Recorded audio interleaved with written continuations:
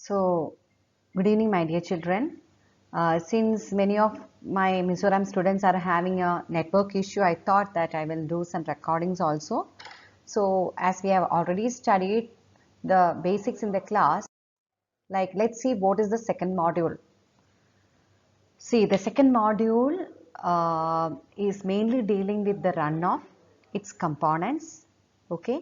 Then how the different methods of estimation of runoff, infiltration indices, hydrograph analysis, hydrograph from isolated storm, base flow separation, unit hydrograph, its uses, assumptions and limitation of unit hydrograph theory, computation of storm or flood hydrograph of different duration by method of superposition and by development of S hydrograph. So completely this module is dealing with the runoff, okay? How this methods could be adopted in estimating the runoff, how we can find out the infiltration indices, what is unit hydrograph, how we will prepare a unit hydrograph from a direct runoff hydrograph, and how a direct runoff hydrograph be prepared from the unit hydrograph, then how we will compute this storm or flood hydrograph of different duration by method of superposition and by development of S hydrograph.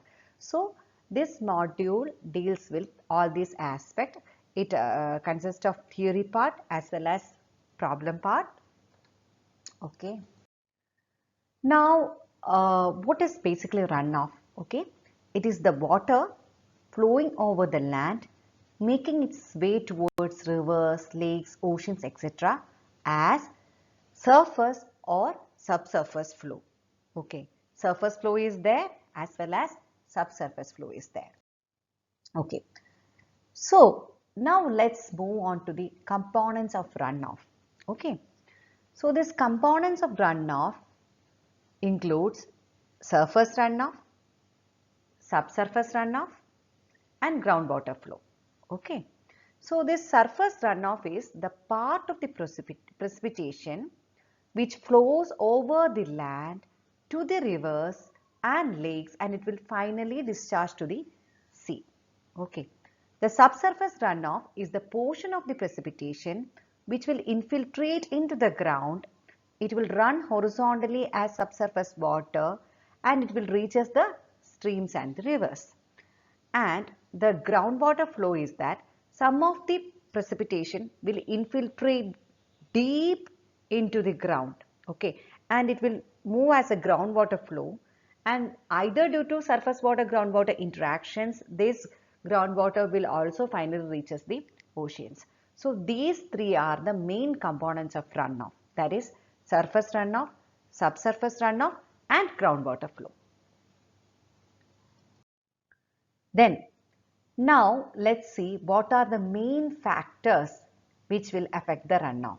Okay, this is also an important question which has been asked in university questions, and moreover this is an important aspect when we consider this runoff. Okay, the first one is precipitation characteristics. Okay, second one is the shape and size of the catchment in which the precipitation falls. Third one is the topography of the area. Fourth is the geological characteristics, then meteorological characteristics, character of the catchment surface and the storage characteristics. So this has to be dealt one by one. Okay. Now let's see what are the precipitation characteristics. Okay. So this precipitation characteristics is the most important factor for runoff. Okay.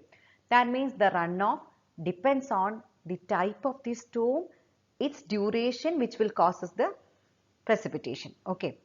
And the runoff, it also depends upon the intensity of the rainfall. Okay. That means more rainfall, there will be more runoff. Okay. If the rainfall intensity is very less and it rains as light showers, then much of the water will be lost in infiltration and evaporation with less runoff. Okay. But if the precipitation intensity is more, then there will be more runoff. So if precipitation is in case of snow, then lesser runoff will be there. So more water is required for more runoff. Okay. That is the precipitation characteristics. Okay.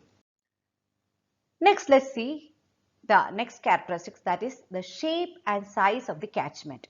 So this runoff will depends upon the size, shape and location of the catchment. Okay.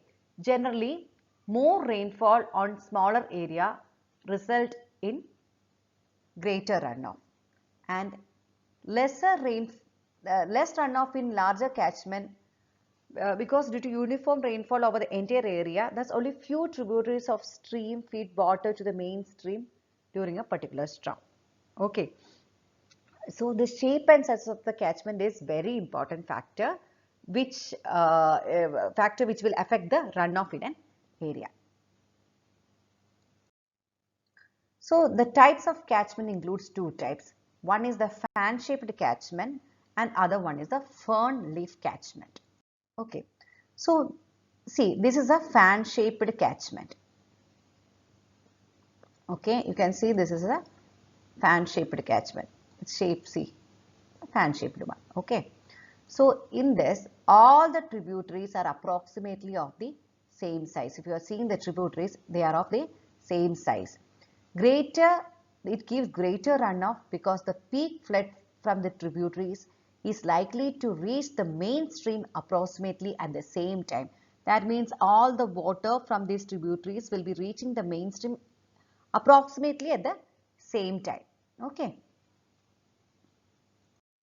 Then next is the fern-shaped catchment. Okay. That means the tributaries are generally of different length. You can see it is of different length. This is small one, this is big one, this is another big one. Okay. And meet the main stream at the regular intervals. Such a narrow catchment, the peak flood intensity is reduced since discharges are likely to be distributed over a long period of time. So it will take a longer period to reach the mainstream. Hence, it will take time to reach the mainstream than the other one. Then the next important point is topography. So this runoff will depends upon the surface smoothness and the slope. If the slope is steep, the flow will be quick and less evaporation and absorption resulting greater runoff. If the catchment is a mountainous area and on the windward side of the mountain, then more rainfall will result in more runoff. Next is the geological characteristics. So this geological characteristics is another important factor. It includes the type of this surface soil, the subsoil type of the rock and its permeability characteristics. If soil and subsoil is porous, suppose it has got more pores, then more water will be infiltrating into it. Okay. And the seepage will be more, resulting in the reduction of peak flood. If the surface is rocky, then absorption will be less, which will result in more runoff.